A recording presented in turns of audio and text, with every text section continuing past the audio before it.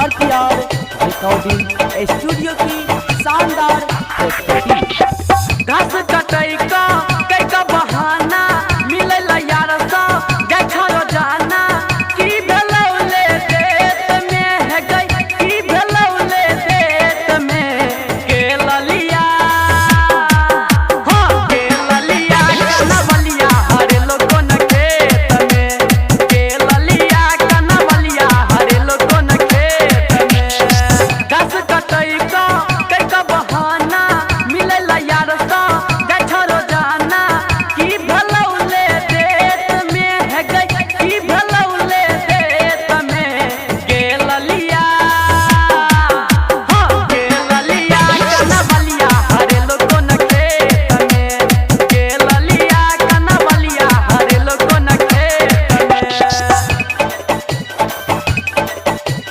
Music by DJ Umesh, Shukripur Bazar.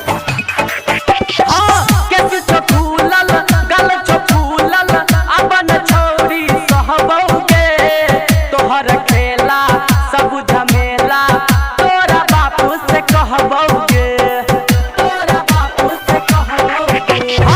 केस छो फूलल गल छो फूलल अपन छोरी सहबौगे तोहर खेला सब झमेला तोरा बापू से कहबौगे।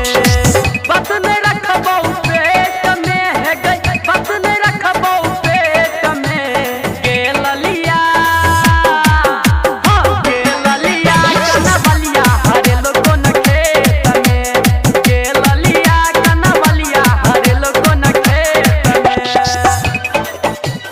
Music by DJ Umesh, Shukripur Bazar. गायक अजित छोड़ी तोरे रहो तोहर यार गे धक पाजा लेने जो माजा तोरा से ओ बार बार गे तोरा से ओ बार बार गे।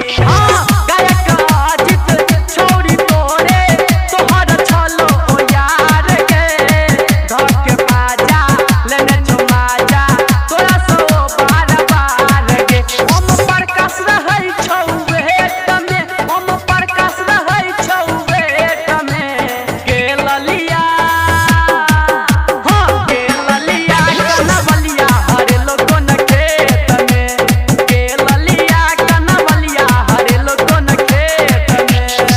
घास कटई का कई का बहाना मिलेला यार सा गैठा रोजाना की भलौले देत में है गई की भलौले देत में के ललिया हां के ललिया कनवलिया हरे लोगों न खेत में के ललिया कनवलिया हरे लोगों न खेत में।